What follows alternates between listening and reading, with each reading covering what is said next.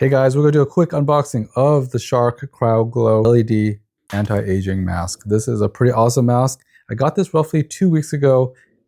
This is for the unboxing of the mask.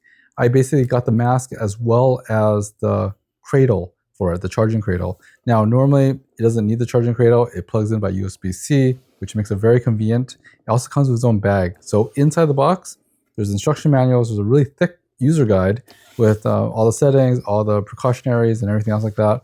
And the other one, there's a quick start guide, which I just skipped right towards. This is actually very much more useful. It basically has 4 settings. Basically a red mode, a blue mode, a purple mode, and a cooling mode. The cooling mode is awesome because there's these little cooling pads that cool the lower puffiness of the eyes, which I like. The mask itself is pretty rigid, and it's supposed to fit most faces, and it has different adjustment pads. Those 2 metal pads are actually cooling pads, and there's actually an accessory that increases the size of those for people with your larger faces or something like that. As you can see, there's a USB-C charger on top of the remote, and that's also where the battery is.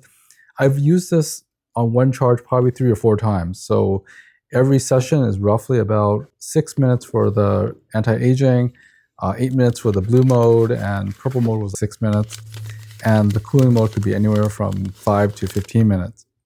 Doesn't really matter. These 2 cooling pads, these are larger extensions to it, so it's meant for different face types. Overall, it comes with that USB-C AC adapter and cord. I got the optional cradle, which makes it much more useful to just have it sit on a cradle instead of on a table, which takes up space.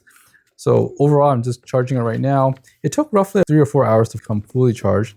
The button in the center controls everything. It's a rotile dial. This is the charging cradle. It sits right on top of it, keeps the cord nice and stable. I had to practice a bit to put the remote into the charging cradle. It only fits one way, and it goes straight down. It's pretty, it works, it fits, but there was one time I forgot to push it all the way down and it didn't charge. So just be aware of that. Long story short, I think the cradle is worth it because it keeps everything organized, and if I charge this in my bathroom counter, so it keeps it organized where it doesn't have to be on the wet counter or anything else like that. Another thing is that the light on the bottom turns green when it's done charging, and overall it's quite elegant. Anyways guys, thanks for watching. I'll see you in the next video. Bye-bye.